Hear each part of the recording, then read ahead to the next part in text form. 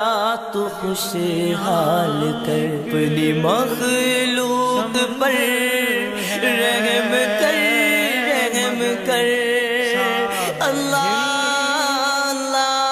بیوی کی جہاں حضور نے فضیلت بیان فرمائی وہاں اس کی ذمہ داریاں بھی بیان فرمائی۔ بخاری شریف پڑھیے تو حضرت اسماء جو حضرت ابو بکر صدیق جیسے مالدار کی صاحبزادی ہیں، ان کا نکاح حضور صلی اللہ علیہ وسلم کی پھپھی کے بیٹے جناب زبیر بن عوام کے ساتھ ہوا۔ حضرت اسماء فرماتی ہیں میرے خاوند کے گھر میں کوئی ملازم نہیں تھا اور میرے خاوند مزاج کے بھی تھوڑے سخت تھے۔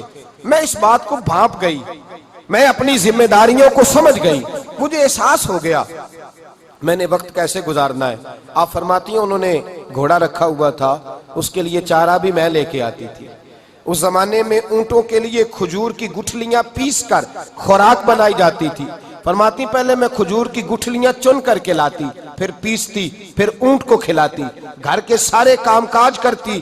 فرماتی ہے میں تھک جاتی، بڑی پریشان ہوتی، لیکن میری زبان پر کبھی اپنے خاوند کا شکوہ نہیں آتا تھا، شکایت نہیں کرتی تھی۔ میں ذمہ داری جانتی تھی کہ جس حال میں جس پوزیشن میں میرا خاوند ہے میں نے اسی طرح اس گھر میں رہنا ہے۔ اگرچہ حضرت ابو بکر صدیق رضی اللہ تعالیٰ عنہ جیسے مالدار والد کے گھر سے میں آئی تھی، لیکن میں اپنی زندگی کے مزاج کو سمجھ گئی کہ میں نے اس طرح وقت گزارنا ہے جس طرح میرے خاوند کے گھر کے اندر ماحول ہے۔ میرے حبیب پاک علیہ السلام ایک دن میرے پاس سے گزرے تو حضرت اسماء فرماتی ہیں میں چارہ اٹھائے کھیتوں سے آ رہی تھی، نبی پاک صلی اللہ علیہ وسلم فرماتی ہیں حضور سید عالم صلی اللہ علیہ وسلم گزرے تو حضور نے اپنے اونٹ کو بٹھایا اور فرمایا اسماء اونٹ پر بیٹھ جاؤ، تمہارے پاس چارہ ہے، وزن ہے، تکلیف میں ہو میں تمہیں گھر چھوڑ دیتا ہوں۔ حضرت اسماء رضی اللہ تعالی عنہا ہاتھ باندھ کے عرض کرنے لگی یا رسول اللہ آپ کا حکم میرے سر آنکھوں پر، حضور سر آنکھوں پر حکم، لیکن میرا خاوند بڑی غیرت والا ہے یا رسول اللہ صلی اللہ علیہ وسلم، بڑی غیرت خوددار شخصیت ہے، وہ اپنی تھوڑی سی زندگی میں خوش رہنے کے عادی ہیں، اگر آپ مجھے اجازت دیں تو میں اس طرح وقت نہ گزاروں جس طرح میرے خاوند کی رضا ہے۔ جیڑیاں خسماں دی وچ رضا وسن پاگ جاگ جاندے انہاں گولیاں دے یا رسول اللہ صلی اللہ علیہ وسلم مجھے اجازت ہو تو آپ کے پیچھے اونٹ کی پشت پر نہ بیٹھوں، میں یوں ہی وقت گزاروں اور اسی طرح جاؤں۔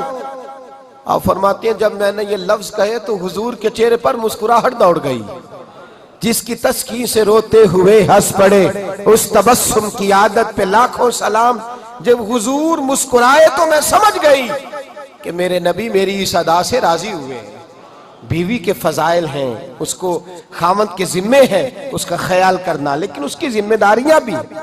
اسلام نے عورت کی بحیثیت بیوی ڈیوٹیاں بھی لگائی۔ حضرت عمر بن عبدالعزیز رحمت اللہ علیہ بہت بڑا نام ہے، 5ویں خلیفہ راشد تک لوگوں نے آپ کو کہا۔ آپ کی جو بیوی تھی وہ بادشاہ کی بیٹی تھی۔ حضرت عمر بن عبدالعزیز جب خلیفہ بنے تو اپنی زوجہ سے کہنے لگے میں دولت کو، مال کو، اسباب کو پسند نہیں کرتا، میں مناسب نہیں سمجھتا کہ جائیدادیں رہیں، تیرے پاس بہت سارے زیورات ہیں جو تو لے کے آئی ہے، تیرے پاس دو رستے ہیں، یا تو تجھے باپ کے گھر میں رہنا پڑے گا یا تجھے اس طرح وقت گزارنا پڑے گا جس طرح عمر بن عبدالعزیز وقت گزارتا ہے۔ نہ کوئی خادم ملے گا، نہ کوئی نوکرانی ملے گی، بادشاہ ہونے کے باوجود فقیری میں وقت کاٹنا پڑے گا۔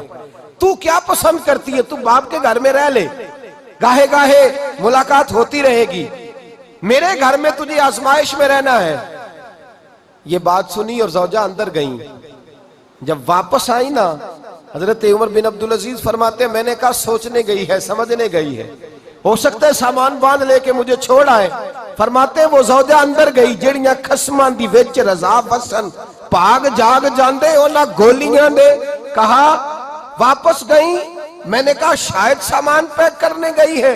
جب لوٹ کر کے آئیں تو اپنا سارا زیور اتار کے میرے سامنے رکھ دیا، نئے کپڑے لا کے رکھ دیے، کہنے لگی عمر بن عبدالعزیز اٹھاؤ اور سارے جا کے غریبوں میں بانٹ دو، میں مال غنیمت میں جمع کر لو، میں اس حال میں وقت گزاروں گی جس حال میں آپ مجھ سے راضی رہیں گے۔ ذمہ داری لگائی عورت کی، وہ احساس کرے، سمجھے، بھیجا شکوے، بھیجا شکایات، بلکہ بعض اوقات بہت سارے خاوند ناجائز مال اس لیے اکٹھا کرتے ہیں کہ گھر کے اندر ازواج کے مطالبات، ان کی گفتگو، ان کا لب و لہجہ اس قدر سخت اور ترش ہوتا ہے کہ مجبور کر دیا جاتا ہے۔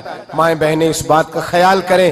حضرت عمر بن عبدالعزیز رحمت اللہ تعالی علیہ، آپ کی بیوی نے ہر چیز دے دی، آپ نے مال غنیمت میں جمع کر دی۔ حضرت عمر بن عبدالعزیز کا کچھ عرصے کے بعد وصال ہوا تو حضرت عمر بن عبدالعزیز کی بیوی کے بھائی، آپ کے سالے، وہ خلیفہ بن گئے۔ جب وہ خلیفہ بنے تو انہوں نے دیکھا میری بہن کا زیور مال غنیمت میں شامل ہے۔ اپنی بہن کو کہا کہ بہن، میرا ارادہ بنا ہے کہ تیرا زیور واپس کر دوں، میں وہ تیرا زیور سارا واپس کر دوں۔ عمر بن عبدالعزیز کی جو تیرے اوپر پابندیاں تھی وہ اٹھ گئی ہیں، اب تیرا بھائی ہے، ہر چیز کی سہولت ملے گی، آسانی ملے گی۔ کہتے ہیں جب میں نے یہ کہا تو وہ نیک بخت خاتون جس کا نام بھی فاطمہ تھا، وہ کہنے لگی میں اگرچہ حضرت فاطمہ کی جسمانی اولاد تو نہیں پر ان کی روحانی اولاد تو ہوں نا۔ یہ کیسے ہو سکتا ہے کہ میں خامند کی زندگی میں وفادار رہوں اور ان کے وصال کے بعد میں بے وفا ہو جاؤں؟ کہا بالکل کسی چیز کی ضرورت نہیں ہے۔ جس فقر میں میرے خامد مجھے پسند سمجھتے تھے، ان کی زندگی میں جس درویشی میں میں نے وقت گزارا ہے، میں انتقال کے بعد بھی اسی طرح وقت گزاروں گی۔ میں اپنی بیوگی کا زمانہ، ان کی جدائی کا وقت جب تک زندہ اسی طرح گزاروں گی جس طرح وہ پسند کرتے تھے۔ عورت کو فضائل دیے، اس کی ذمہ داری بھی لگائی۔ نبی کریم سید عالم صلی اللہ علیہ وسلم کو اعلان نبوت سے پہلے سارے صادق اور امین کہتے تھے، سارے صادق اور امین کہتے تھے۔ سارے لوگ کہتے تھے کہ سچے ہیں، دیانتدار ہیں، امانت دار ہیں، پاکیزہ مزاج ہیں، بڑے میٹھے ہیں، بڑے پیارے۔ ہر آدمی حضور کو اپنی آنکھ کا تارا سمجھتا تھا، بلکہ سیرت نگاروں نے لکھا ہے لوگ نبی پاک کے پاس بیٹھا کرتے تھے، حضور کی شخصیت سے متاثر ہوتے تھے، نبی پاک صلی اللہ علیہ وسلم سے محبت کا دم بھرتے تھے۔ لیکن جس دن نبی پاک نے اعلان نبوت کیا، جس دن حضور نے فرمایا تمہارے بت جھوٹے ہیں، جس دن کہا کہ تمہارے شراب کے مٹکے ٹوٹیں گے، جس دن کہا کہ میں ذات پات کے بتوں کو پاش پاش کروں گا، جس دن محبوب پاک علیہ السلام نے فرمایا کوئی الہ نہیں، لا الہ الا اللہ، جب یہ اعلان فرمایا نا، اچھا پہلے صادق اور امین کہتے تھے، اس کے بعد ساحر کہنے لگے، معاذ اللہ مجنون کہنے لگے، جادوگر کہنے لگے، شاعر کہنے لگے، بدل گئی قوم۔ نبی پاک کے کردار میں، اخلاق میں، سیرت میں کوئی شک تھا نہ ہے، نہ قیامت تک ہو سکتا ہے۔ نبی پاک کا کردار وہی تھا، لیکن جب آپ میدان عمل میں نکلتے ہیں، جو آدمی بیٹھا ہے گھر کے اندر چپ کر کے، خاموش ہو کے بیٹھا ہے، اس پر کسی کو کیا اعتراض ہوگا؟ جو چپ کر کے بیٹھا ہوا ہے اس پر کسی کو کیا شکوہ؟ تو خاموش بیٹھا ہے۔ جو میدان میں نکلے گا، جو میدان عمل میں آئے گا، جو کوئی بات کرے گا، اس پر لوگ اعتراض بھی کریں گے۔ ساری امتیں اپنے نبیوں کی پہلے تعریف کرتی رہیں، لیکن جس وقت نبیوں نے کہا نا کہ بت چھوڑو، شرک چھوڑو، تو پھر اعتراض شروع کر دیے، پھر لوگوں نے شکوہ کرنا شروع کر دیا۔ جب آپ پیغام حق دیتے ہیں تو لوگوں، اور یہ یاد رکھیں حق کی بات ہر بندے کو پسند نہیں آتی، ہر بندے کو حق کی بات پسند نہیں آتی، اور سب کے سامنے اچھا بن کے رہنا یہ بزدل ہونے کی علامت ہے۔ ہر آدمی اگر تعریف کرے تو اس کا مطلب یہ ہے کہ آپ کامل مومن نہیں۔ حضرت جنید بغدادی جنازے میں تشریف لے گئے، ایک شخص کا جنازہ پڑا، جنازے سے فارغ ہوئے تو لوگوں نے کہا حضرت اس بندے کی ساری دنیا ہی تعریف کرتی ہے، کیا بات؟ شہر امڈ آیا ہے جنازے میں، اپنے بھی آئے، بیگانے بھی آئے، سارے اسے اچھا ہی کہتے ہیں، ہر بندہ اچھائی سے ذکر کرتا ہے۔ حضرت جنید بغدادی فرمانے لگے اس کا جنازہ نہیں پڑھنا چاہیے تھا، غلطی ہو گئی، یہ بندہ صحیح نہیں تھا۔ حضور کیا مطلب؟ آپ فرمانے لگے یہ کیسے ہو سکتا ہے سارے کسی کی تعریف کریں، یہ کیسے ممکن ہے؟ جب سارے اللہ کے پاک بندوں کی تعریف نہیں کرتے تو اس کی کیسے کرتے تھے؟ آپ فرمانے لگے مجھے لگتا ہے ذو وجہین تھا، دو منہوں والا تھا، منافق تھا، جس کے پاس جاتا تھا اسی کا ہو جایا کرتا تھا، اس کی ذاتی رائے کوئی نہیں تھی، اپنا کردار ہی نہیں تھا، اپنا طرز زندگی کوئی نہیں تھا۔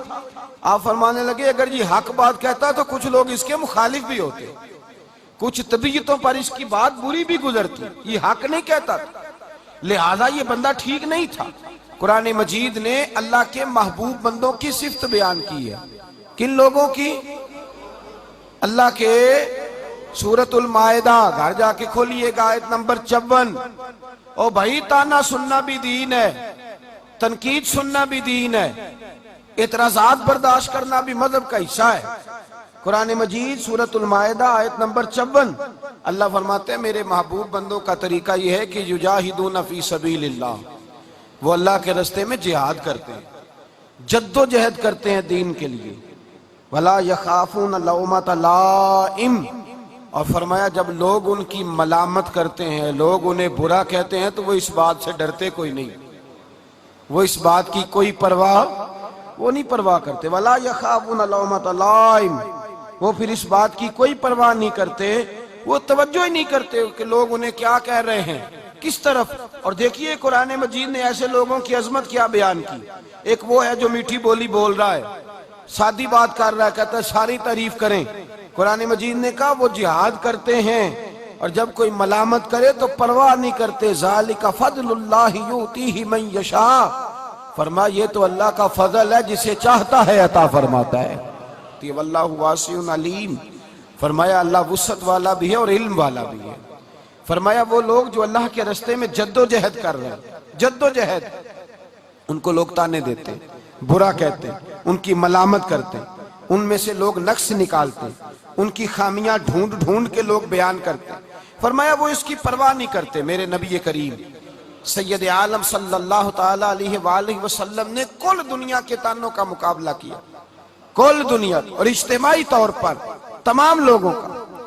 مسند امام احمد بن حنبل میں حدیث موجود ہے، مصطفیٰ کریم سید عالم مصطفیٰ جان رحمت صلی اللہ علیہ وسلم نے ارشاد فرمایا، محبوب فرماتے تم میں سے کسی بندے کو اگر حق بات کہنے کا موقع ملے تو اسے چاہیے فوراً کر دے، موقع ملے تو فوراً کر دے، فوراً بات وہ کر دے، اسے موقع ملے تو بات کر جائے فوراً۔ فرمایا لوگوں کی حقارت سے نہ ڈرے کہ لوگ اسے برا کہیں گے، حق بات کر دے۔ اگر اس نے نہ کی تو قیامت کے دن جب وہ اللہ کی بارگاہ میں آئے گا تو رب اس سے پوچھے گا کہ تجھے موقع ملا تھا حق بات کہنے کا، تو نے کیوں نہیں کہی؟ موقع ملا تھا تو نے کی کیوں نہیں؟ تیرے پاس اسٹیج تھا، تیرے پاس لوگ تھے، تیرے پاس سننے والے موجود تھے، تیری اس وقت طاقت تھی، تو اس وقت اپنی برادری میں تھا، اپنے قبیلے میں تھا، اپنے گھر میں تھا، اپنے بچے کو سمجھا رہا تھا، یا کسی کو جس وقت بھی کوئی موقع ملے کسی کو بھی سمجھانے کا، حق بات تجھے موقع ملا تو نے کیوں نہیں کہی؟ تو بندہ عرض کرے گا اللہ میں لوگوں سے ڈر گیا تھا، میں لوگوں سے ڈر گیا تھا۔ تو میرے نبی پاک فرماتے ہیں رب اس سے کہے گا کہ میرا زیادہ حق تھا کہ تو مجھ سے ڈرتا، تو بندوں سے ڈرتا رہا ہے، بندوں سے۔ حضرت قبلہ حاجی صادق صاحب رحمت اللہ تعالی علیہ، حاجی صاحب نا نکلے گلی میں تو ایک بی بی بے پردہ مالدارت محسوس ہو رہی تھی، جو ساتھی ساتھ تھے وہ کہتے ہیں بی بی بڑی مالدار تھی، اس کے ساتھ لاؤ لشکر تھا تو سر سے ننگی تھی اور بے پردہ تھی۔ بھائی صاحب فرمان لگے پتر پردہ کریا کر، وہ کہندی بابا جا اپنا کام کر۔ آپ فرمان لگے میرا یہی کام میں، میں کام ہی لگا، یہ کام ہے میرا جڑا میں کردہ پیا، میں کام ہی لگا، اس میں کون سی ایسی بات ہے، میں کام ہی۔ صدر ضیاء الحق آیا اور اس نے کہا میرے لیے دعا کریں، تو آپ فرمانے لگے تیری بی بی بے پردہ پھرتی ہے، میں تیرے لیے کیا دعا کروں؟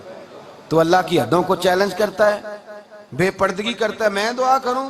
یہاں تو سارے بندے تو کہتے ہیں بس فوٹو آنی چاہیے بادشاہ کے ساتھ، باقی سب ٹھیک ہے۔ پھر میں کیوں دعا کروں تیرے لیے؟ جا پہلے توبہ کر۔